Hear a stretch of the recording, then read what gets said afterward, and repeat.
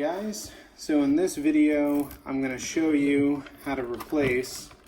I broke my main blade grip and also the rotor head linkage that's attached to it. So as you can see here, it's just kind of free floating. So this might happen from time to time. You know, these seem to break pretty often. These are the rotor head linkages, so they look like that. So I would definitely pick up a few packages of these if you can, if they're not on back order. So, and then your main blade grips. So these are what gonna hold the rotor linkages. So pretty simple to fix. As you see here, you're just gonna undo this screw if you get the right screwdriver. And then they just slide apart like that. I'm going to pop off the linkages. You see here, just bent in half. There you go. They kind of just pop off. See again, look how bent that is. So, and they attach right onto here. So hopefully you guys can see that. So this one's actually fine. So I'm going to keep that one just the way it is. And then I'm going to open up and replace this guy. You see where the actual mount for the, oh, let's see if it'll focus. Well, you get the idea. But the actual ball where the linkage attached to cracked. And that'll happen from time to time too. So there's a screw right on there.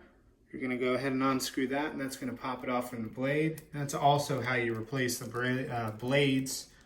I'm going to open up my, again, let me get the part number here, BLH3114.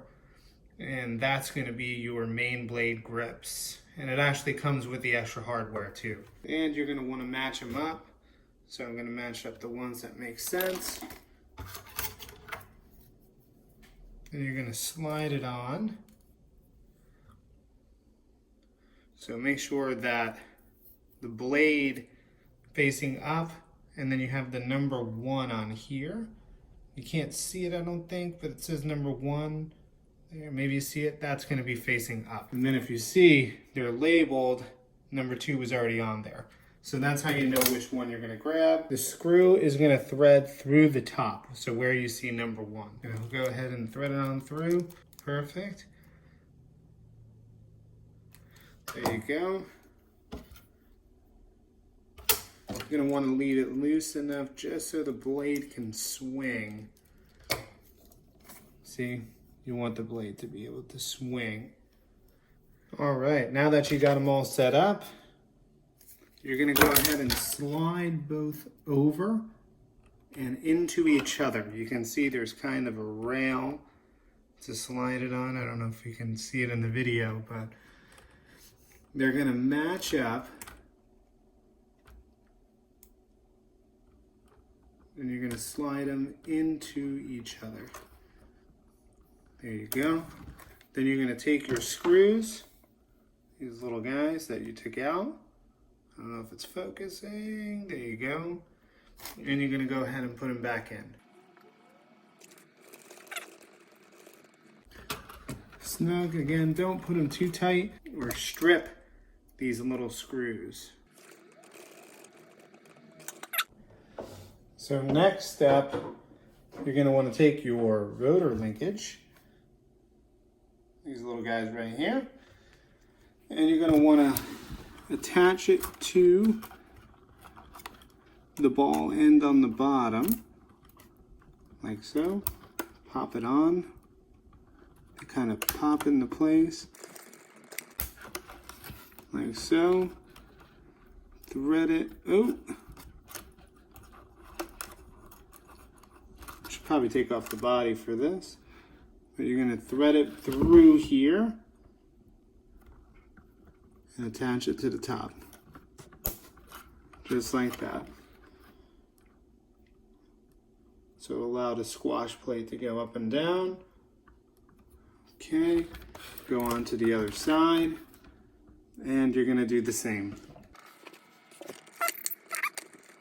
popped on. I don't know if you can see it. Through there, attach it to the top. And boom, there you go. You are ready to fly again. So definitely get some of these rotor linkages. They are part number BLH3115. I kind of destroyed this here, but you get the idea. They will break all the time when you hit and crash. It actually protects the squash plate, I feel like. So, and then these main blade grips, they'll also break from time to time. BLH3114. Thanks a lot for watching, guys. Hopefully this was helpful. And have a good one until the next time.